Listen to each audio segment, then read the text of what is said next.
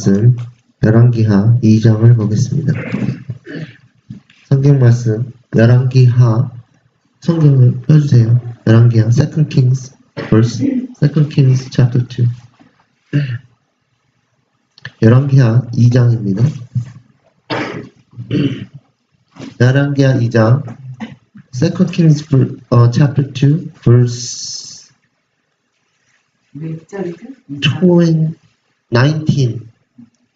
19절입니다.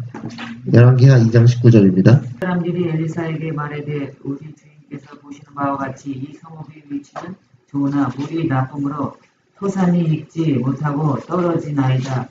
엘리사가 이르되 새 그릇에 소금을 담아 내게로 가져오라 하매 곧 가져온지라.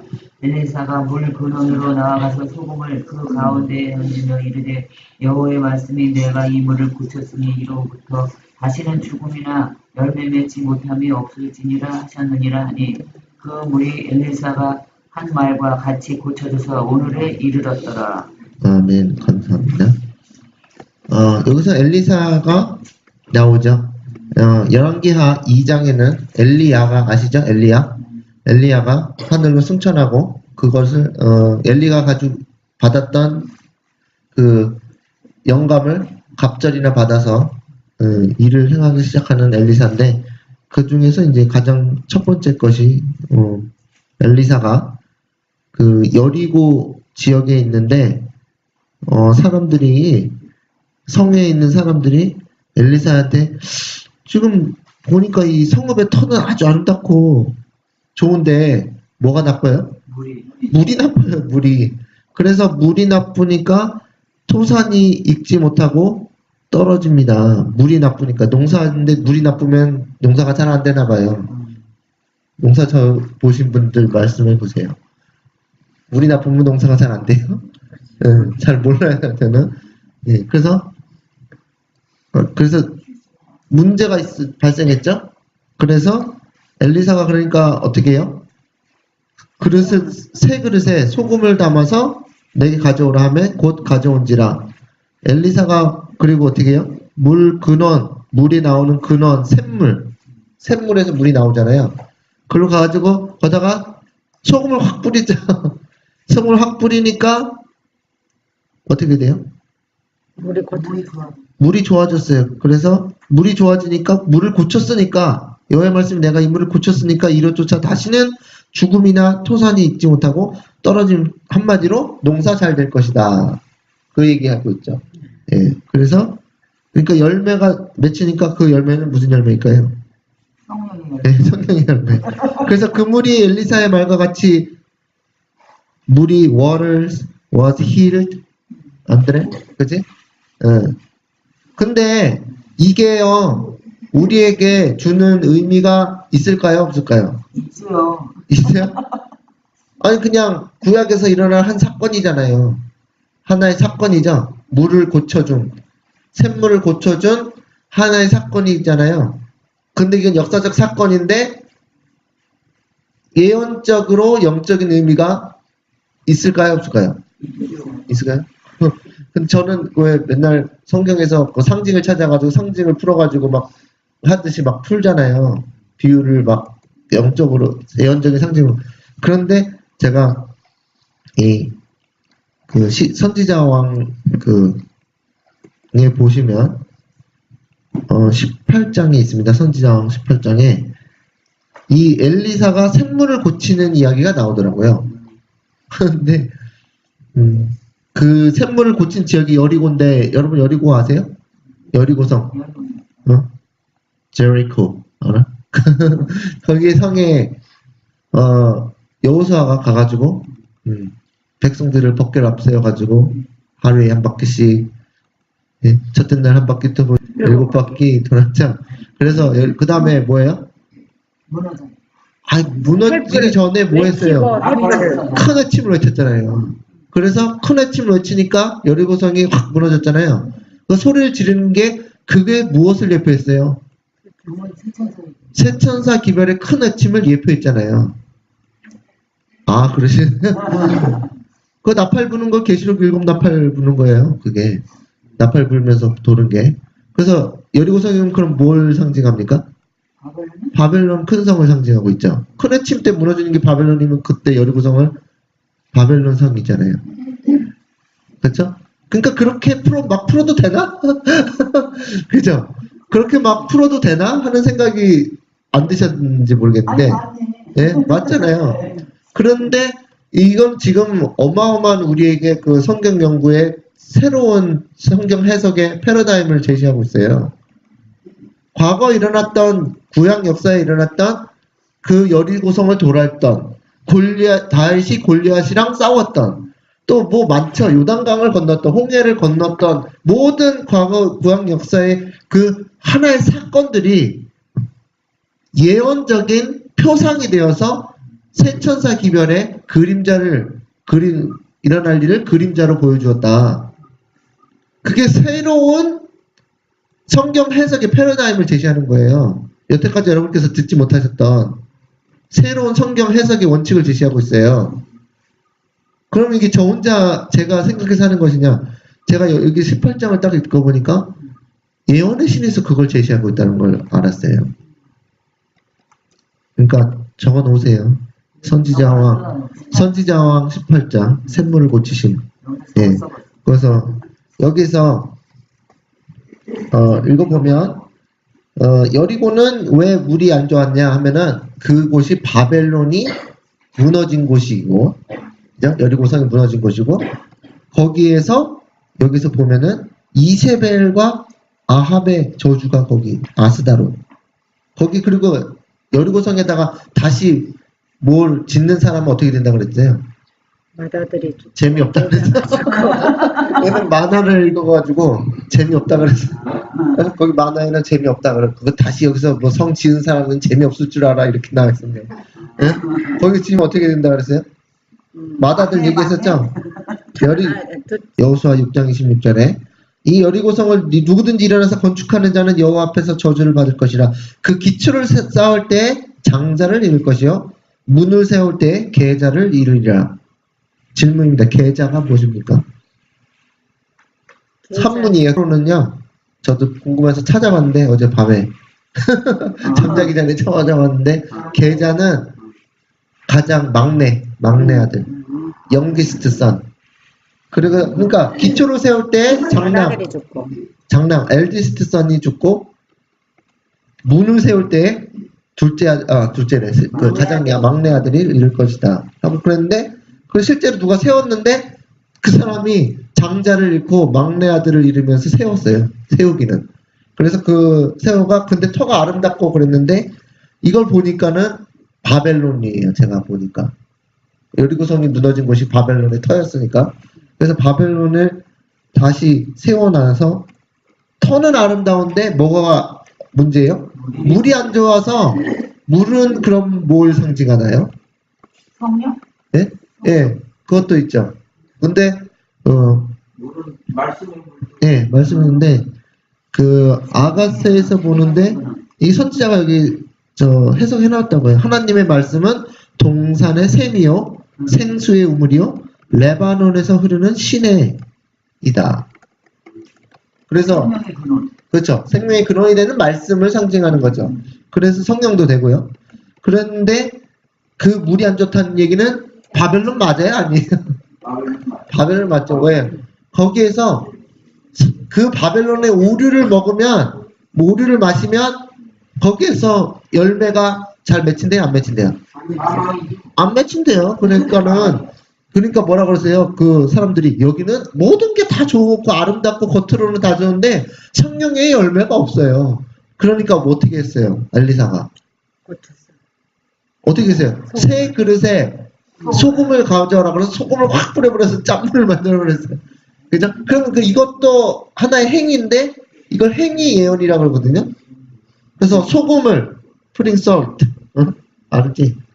알아들었지? 그래서 영어로 쓰니까 부담되네. 그래서 소금을 넣으니까 물이 고쳐졌다고요. 그러면 이거는 무슨 뜻인가?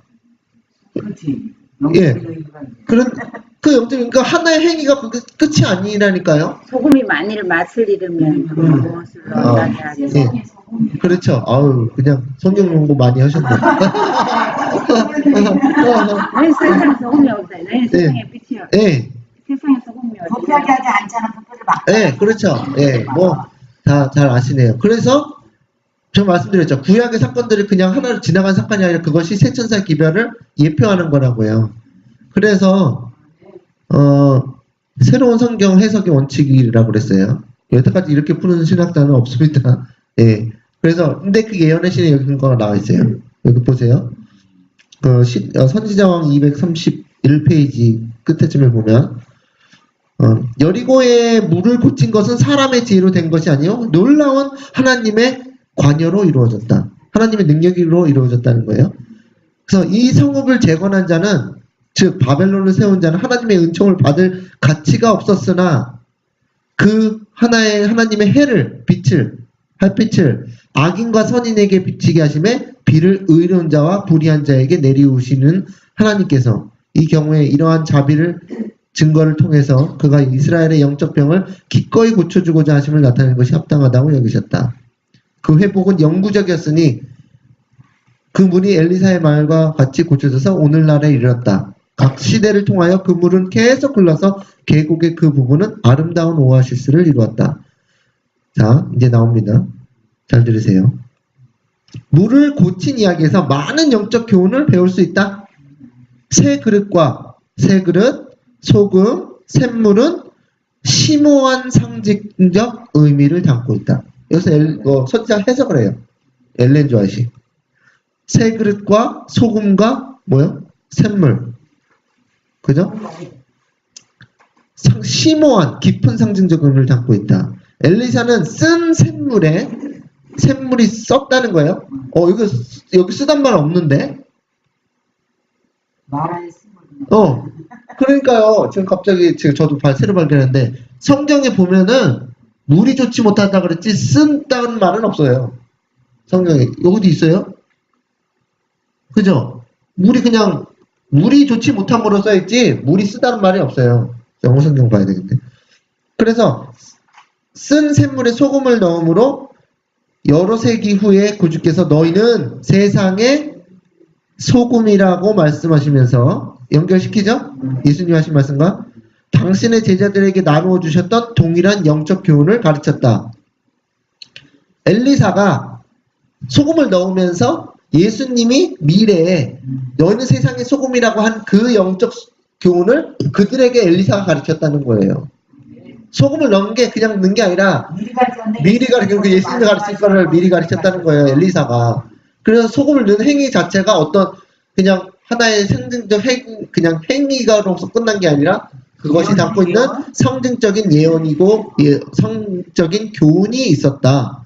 그러니까 구약에서 무슨 일이 일어나던 지금 방금 마라의 쓴물 얘기하셨잖아요. 마라의 쓴물에다 뭐 하니까 어떻게 했어요?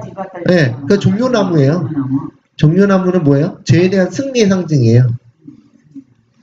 종려나무를 가지고 호산나 찬송하리로다 하는데 뭔 나무를 가지고 흔들어요? 그러니까 예수님이 승리하는 걸 기리는 기념하는 가지가 종려나무고, 종려나무가 거기 출애굽기 다닐 때 그 몇 그루가 있었어요?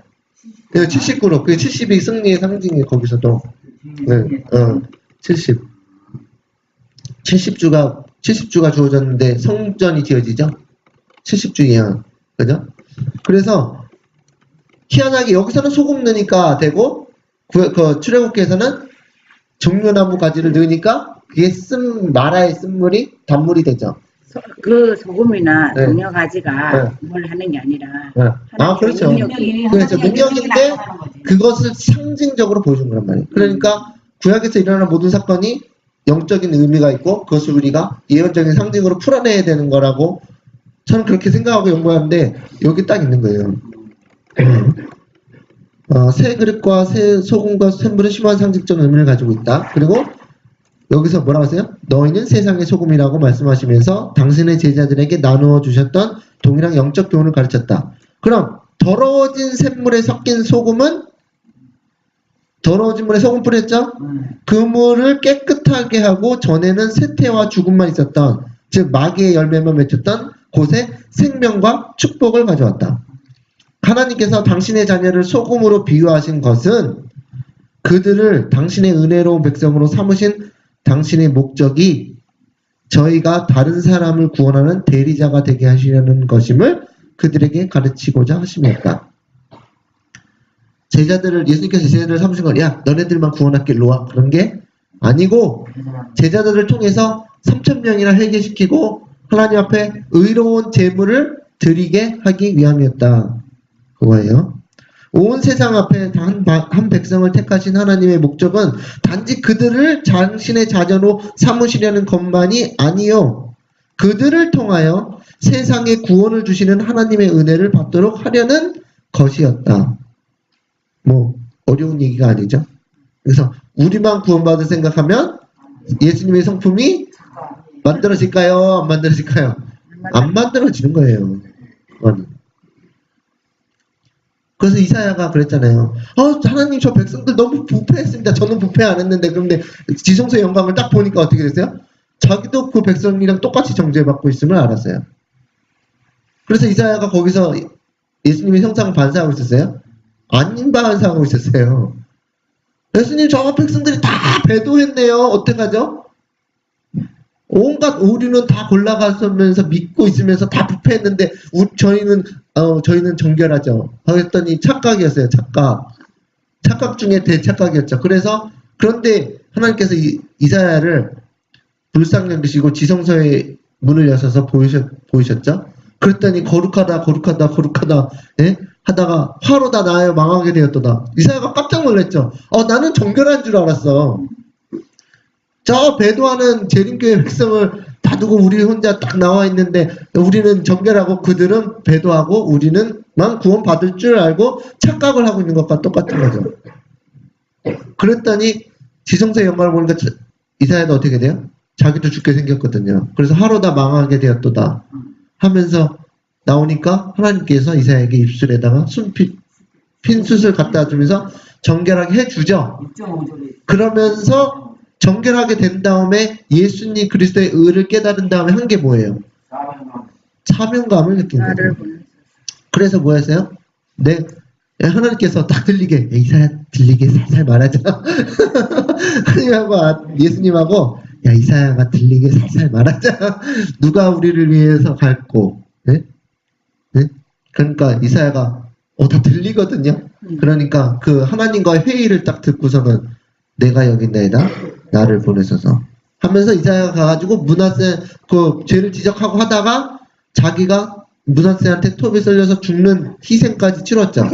아무런 약속도 받지 못하고 회개를 안 하는데도 계속 죄를 지적하면서 이사야가 예수님의 형상을 거기서 반사하였다. 거기서 이사야가 어디서 예수님의 형상을 반사했다고요?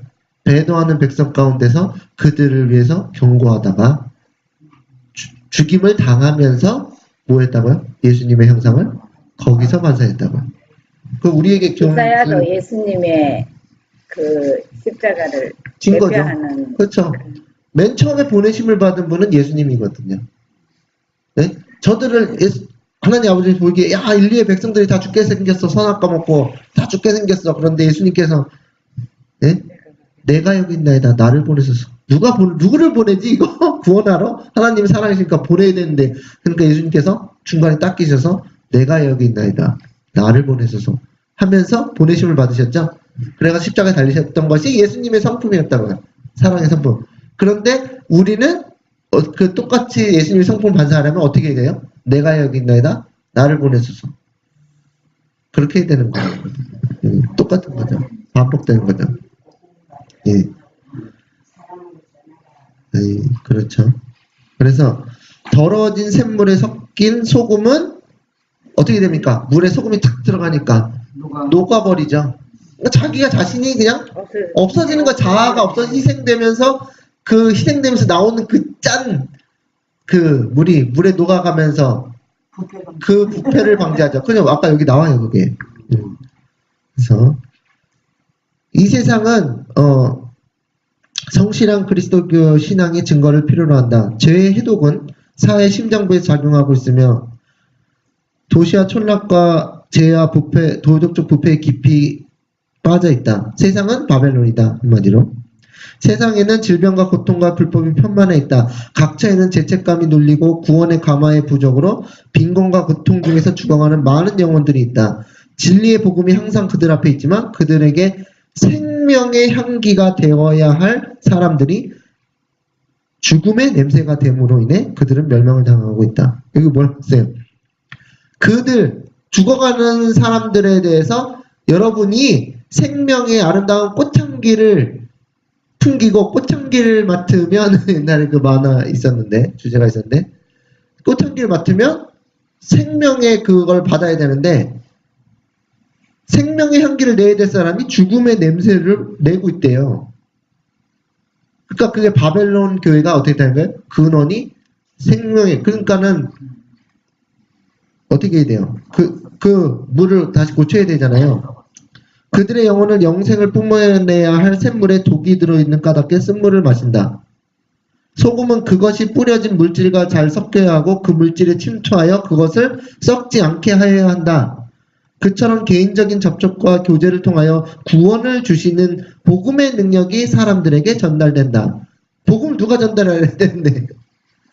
우리가 소금으로서 우리가 자아가 녹아지고 그 사람들에게 녹아서 예수님의 그 성품을 드러내야 되는데 그래서 그들이 썩지 않게 그들이 썩어버리지 않게 해야 되는데 그 일을 한다고요? 안 한다고요? 안 한다고요. 왜? 나도 같이 썩어버릴까봐 그 있잖아요. 다 아시면서 다 아시죠? 저도 그러고 여러분도 다 그런 마음 있잖아요. 나도 같이 썩어버리면 안 되는데 그러잖아요. 그래서 같이 썩으면 안 되죠. 그죠? 그러니까 여러분이 썩게 이제 어렵다는 거죠. 그래서 그리스도께서 그들은 단체로서가 아니라 개인적으로 구원을 얻는다. 개인적으로 끼치는 감화는 능력이 있다. 그리스도께서 높이시는 곳을 높이고 올바른 원칙을 제시하여 세상의 부패가 번지지 못하게 방지하는 것은 그리스도의 감화로 말미암는 것이다. 그 감화는 그리스도께서만이 나누어 주실 수 있는 은혜를 유포시킨다. 그것은 열렬한 믿음과 사랑으로 연합된 깨끗한 모본의 능력으로 말미암아 다른 사람들의 생애와 품성을 향상시키고 향기롭게 한다.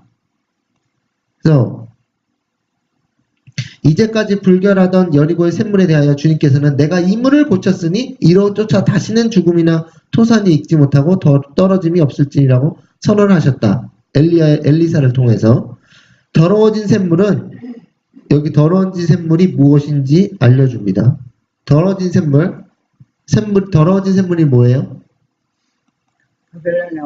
그것도 있는데 여기서는 이렇게 얘기해요. 더러워진 샘물은 하나님과 분리된 영혼을 대표한다. 자, 더러워진 샘물을 선지자가 정리했죠? 더러워진 샘물이 뭐냐? 하나님과 분리된 영혼, 이방인들을 대표한다. 그래서 거기 어떻게 가라고요? 여러분이 소금이 돼서 가서 자아를 버리고 거기 가서 다 녹아버려. 그리고 그 짠맛을 내. 그래서 그 영혼들을 더러워진 영혼들을 어떻게 하라고요? 분리된 거를 예수님 이름으로 알게 해서 하나님 찾아가라. 그거 하는데 뭘 해야 된다고요? 자신이 없어질 각오를 해야 된다는 거죠. 녹아서. 그래서 새로운 이야기가 아니죠. 항상 자아 희생을 요구하는 것입니다. 그래서 소금처럼 녹아버려 버려라 하고 엘리사가 그것도 새 그릇에 새로운 그릇에 새롭게 된 마음에 소금을 탁 뿌려서 새로운 마음 뭐예요? 담아서. 새롭게 되면이니까 늦음이 성령이죠. 새롭게 되면 돼서 소금을 탁 담아서 가서 죽어버려. 녹아버려. 사람들 속에 녹아버려. 사랑으로. 거기서 짠맛을 내. 그렇게 되면 그 물이 어떻게 된다고요? 하나님으로부터 분리된 그 영혼이 고침을 받는다고요. 그래서 더러워진 샘물은 하나님과 분리된 영혼을 대표한다. 쟤는 인간을 하나님과 분리시킬 뿐 아니라 인간의 심령 속에 있는 하나님을 알고자 하는 욕망과 능력을 모두 소멸시킨다. 쟤로 인하여 모든 인체 조직은 교란되었고 마음은 타락하고 생각은 부패되어 영혼의 기능이 퇴화되었다. 그리하여 순수한 신앙과 마음의 성화가 부재하게 되었다. 부재는 이제 없어지게 되었다. 하나님의 계심시키는 능력이 품성 변화를 위해 역사하지 못했다. 영혼은 약하고 극복할 수 있는 도덕적 능력의 부족으로 부패하고 저하되었다. 순결해진 마음에는 모든 것이 변화된다. 품성의 변화 나옵니다. 기가 쫑긋해져야죠. 마음속에 그리스도가 내재하신다는 증거다. 하나님의 성령은 영혼 속에 새로운 생명을 나게 하시고 생각과 욕망을 그리스도의 뜻에 복종케 하신다. 그리하여 속사람은 그리스도의 형상으로 말미암아 다시 새로워진다. 나약하고 죄 많은 남녀들은 은혜로운 그 속의 능력이 품성을 조화시켜서 많은 열매를 맺게 할 수 있다는 사실을 세상에 보여주게 된다. 네. 그래서 하나님의 말씀을 받은 여러분의 마음은 증발하는 연못과 같지도 않고, 연못 막 햇볕 막 쬐면 말라버리잖아요. 그리고 그거 같지 않고 그 마르지 않는 샘물을 받아 흘러가는 산속의 냇물과 같아서 그 시원하고 맑은 물이 바위에서 바위로 흘러내려 필요한 사람들과 목마른 자들과 무거운 짐진 자들을 소생시켜 줄 것이다. 그 예수님의 사역이었죠. 목마른 자들아 다 내게로 나아오라. 그랬죠. 그것은 끊임없이 흐르는 강 같아서 흘러감에 따라 점점 깊고 넓어져서 마침내 그 생기를 주는 물이 온 세계에 퍼질 것이다. 유수미 성령이네요. 네. 온 세상을 환하게 밝히는, 그죠? 졸졸거리며 흐르는 시내는 그 뒤에 실록과 풍요한 선물을 남기고 흘러간다. 그 언덕에 있는 풀은 더욱 싱싱하고 푸르며 나무들은 더욱 푸름이 짙고 더욱 많은 꽃들을 피게 된다. 여름에 뜨거운 열로 인해 풀이 타 죽고 갈색 땅이 드러날 때에도 강줄기를 따라 푸른 실록의 선이 이어질 것이다.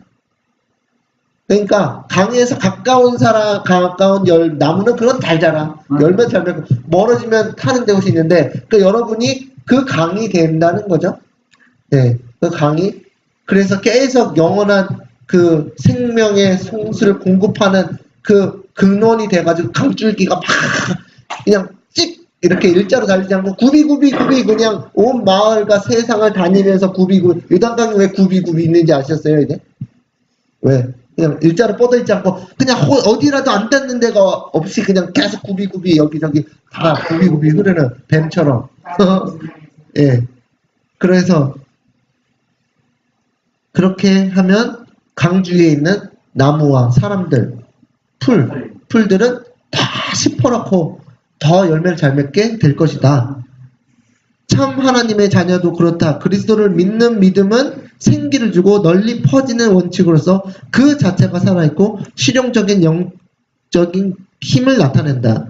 하늘의 진리와 사랑의 가마에 심령이 열릴 때 이 원칙들은 다시 사막의 샘처럼 흘러서 지금은 볼모지의 땅이며 기근이 있는 곳에 풍성한 결실을 가져오게 할 것이다.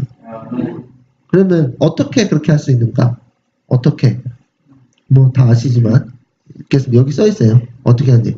성경 진리의 지식을 통하여 깨끗하고 성화된 사람들이 영혼 구원 사업에 종사할 때 과연 그들은 생명에서 생명에 이르는 향기가 될 것이다.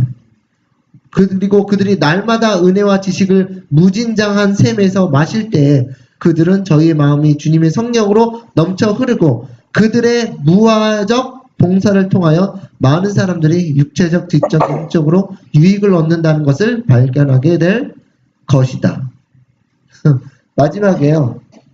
여기 아가사 여기 누가복음 6장 38절을 이용합니다. 주라 그리하면 너에게 줄 것이니. 뭘 줘요? 예수님이 말씀하신 게 줘. 그러면 너에게 줄 것이니 뭘 줘요? 그렇죠. 은혜를 나눠주라.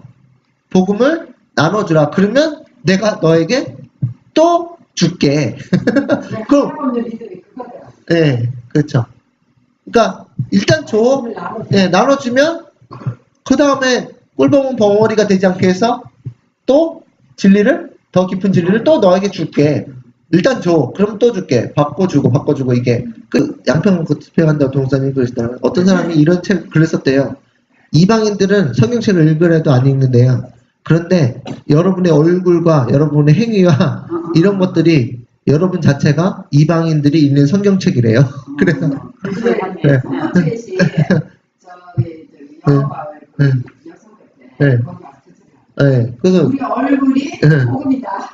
얼굴이 성경책이다. 못생겨서 어떡하지? 그래서 여러분의 그 고생하지 말아야 너희를 창조하신 분은 그러니까 하나님. 성품이 여러분의 성품이 그 사람들이 읽는 성경책이다. 그래서 그 사람 성경책 읽으라고도 안 읽으니까 여러분의 성품으로 성경을 강제로 읽게 하는 거라고. 그래서 보면은 동산의 샘이요 생수의 우물이요 레바논에 흐르는 시내다 이렇게 있어요. 근데 아가서 아시죠? 그게 솔로몬이 이제 그 누구죠? 그 여자 누구지? 솔로몬의 그 기다리는 그 여자가 누구예요? 술람미? 아, 술람미. 네, 술람미. 솔로몬이 남자형이고 히브리어를 솔로몬을 여자형으로 바꾸면 술람미래요. 그러니까 이름이 똑같은 거야? 그렇죠. 솔로몬이 술람미래요. 그 정성 목사님 그러시는데. 근데 솔로몬은 이제 술람미 여인에 대해서 술람미 여인이 얼마나 이쁘고 아름다운지 내 누이야 뭐 나의 그 아내야 내 정원아야 근데 이제 그거 하시고 근데 거기서 자기의 그게 예수님이 그 신부인 교회를 얼마나 아름답고 이쁜지 예수님이 그냥 반한 거예요. 교회 그 사랑에. 그래서 예수님 우리를 얼마나 사랑하는지를 그렇게 이뻐하시는지 그걸 나타내는 건데 거기 중에 하나가 뭐 너의 얼굴은 뭐 어떻고 뭐 너의 가슴 어떻고 뭐 그런 거 입술은 어떻고 얘기하다가 나가서 4장에 보면은 너의 모습은 동산의 샘 같고 생수의 우물 같고 레바논에 흐르는 시내 같구나. 그렇게 표현한 거예요. 시적으로. 그러니까 솔로몬이 마지막에 마지막에 회개하고 이 시를 쓴 거. 모르겠어요. 저는 잘 모르겠는데. 그렇게 많이 타락하고 마지막에 헛되고 헛되고 막 하고 그 후에 이렇게 다 이렇게 다시 해보겠네. 아, 솔로몬의 그게 이게 아마도 솔로몬의 초기가 아니라 솔로몬이 왕이 되기 전에 쓴 것 같아요. 왜냐하면 자기가 솔로몬이 그 저기에 있다가 왕이 되기 전에 왕자였을 때 그냥 방탕한 생활, 방탕이 아니라 그냥 가출 뭐 이렇게 뭐 돌로 나왔는지 하다가 시골에 있는 처녀를 만나가지고 왕권을 받아가지고 데리고 오죠. 왕권을 받아가지고. 그러니까 솔로몬이 아들이었을 때 다윗의 아들이었을 때 이게 뭐 정확한 거 아닐 수도 있는데 아들이었을 때 와요. 이게 그냥 지방에 나와요. 시골에 나왔다가 어떤 술람미 여자를 만났는데 그 여자 너무 이쁜 거야. 그래서 그 여자를 그냥 이제 사랑을 하다가 떠나죠. 떠나가지고 이제 예수님이랑 똑같은 거야. 그래서 내가 왕권을 받아올 때까지 기다리게 하고 가서 왕권으로 나와서 받아가지고 왕이 돼가지고 다시 술람미를 이제 픽업하러 옵니다. 마차에. 그래서 그게 이제 예수님의 그 생애의 현장이에요. 네. 그 여자가 누구예요? 술람미 여자라고요. 그냥 누군지 모르고. 부인이 그 부인 중에 하나였겠다라고 보는 거죠. 그러니까 신부를 속이고 그걸 갖고 왔던 거 아니에요? 네, 그렇죠. 왕인지 모르고 만났는데 이제 알고 보니까 이거 완전히 드라마야. 이거 재벌 아들 나오는 드라마. 재벌 그 세상 아줌마들이 다 좋아하는 그 드라마. 재벌 아들인지 모르고 사랑했는데 나중에 알고 보니까 재벌다운 그 교회를 표현할 때 하나 예수님께서 정원한 아름다운 교회를 표현할 때 너는 뭐 같다? 동산의 샘이요 생수의 우물이요 레바논에서 흐르는 시내 같다. 그러면 이게 근데 원래 동산의 샘이고 예수님이 사마리아 여인을 만났을 때 네가 나에게 물을 달라는 네가 누군지 알았으면 하면서 그 예수님이 생수의 근원이 되셨잖아요. 그런데 예수님의 형상을 반사하니까 너도 뭐다? 생수의 샘이요 우물이요. 그런데 엘렌 지 화이트는 뭐라 그러냐면 하나님의 말씀은 여기선 하나님의 말씀은이라는 부분은 엘렌 지 화이트 집어넣은 거예요. 그 성경책에 없는 얘기예요. 그래서 그걸 인용하면서 하나님의 말씀은 동산의 샘이요 생수의 우물이요 레바논에 흐르는 시내인 까닭이다. 그러니까 하나님의 말씀을 받은 사람이 말씀이 육신이 되는 예수님과 같은 경험을 똑같이 한다는 것을 알려주고 있죠. 경지가 굉장히 높은 거죠. 그렇게 되면 내 모든 생애가 말씀으로만 행하기 때문에 내 자체가 말씀이 육신이 되는 그런 경험을 하는 거죠. 예수님과 같이. 그렇게. 예. 그 굉장히 높은 수준이죠. 그래서 아름다운 예수님과 결혼한 교회는 그런 사람이다. 예. 말씀이 육신이 되는 경험을 한 사람이다. 예. 말씀 마치겠습니다. 네. 기도하시겠습니다. 하늘에 계신 하나님 아버지, 저렇게 아침에 일찍 깨워주시고 또 이렇게 아침에 예배를 드릴 때 저희 마음이 기쁘고 주님의 말씀을 상고하니 저희 마음이 기쁘고 매우 상쾌하게 하여 주시니 감사합니다. 예수님께서 일찍이 저희는 세상의 소금이라고 말씀하셨는데 저희가 그 세상의 소금 역할을 다 못한 것을 깨닫게 하여 주시고 또 그것으로 인해서 아직도 죽어가는 영혼을 구원하지 못한 저희의 책임을 용서하여 주시고 지금부터라도 주님께서 저희에게 요구하시는 그 위치를 저희가 채울 수 있도록 주님의 은혜가 필요합니다. 그래서 저희에게 큰 은혜를 내려주시고 말씀을 깨닫게 해주시고 저희가 너무나 이기적이고 아직도 자아가 죽지 않아서 저희가 세상의 소금이 되면서 녹아 없어지기를 어쩌면 거부하고 있는 두려워하고 있는 저희 마음을 불쌍히 여겨주시고 저희를 세상의 소금같이 세상의 바다에 녹아지게 하실 수 있는 그리스도의 사랑이 저희 마음속에 충만할 수 있도록 인도하여 주시옵소서. 저희는 죄인이고 이기적이고 자기 중심적이어서 저희가 기꺼이 희생하지 못하는 이기적인 마음을 가지고 있습니다.